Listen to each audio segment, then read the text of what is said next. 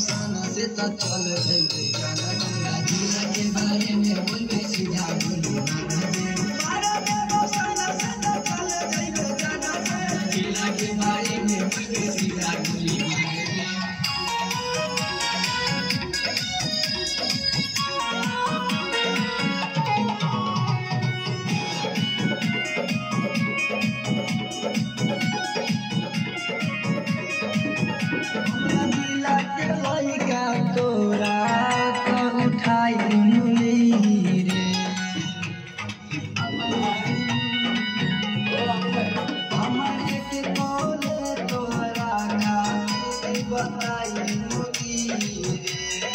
हमारा से बेटा तो रही तू डर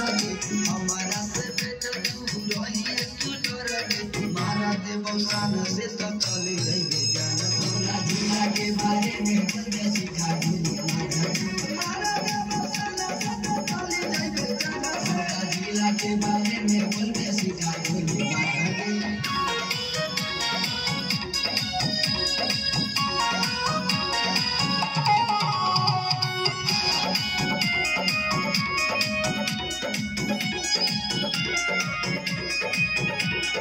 अपना जिला के पगला बाबू से हमके देखी के लोगवा कहे बाबू दिए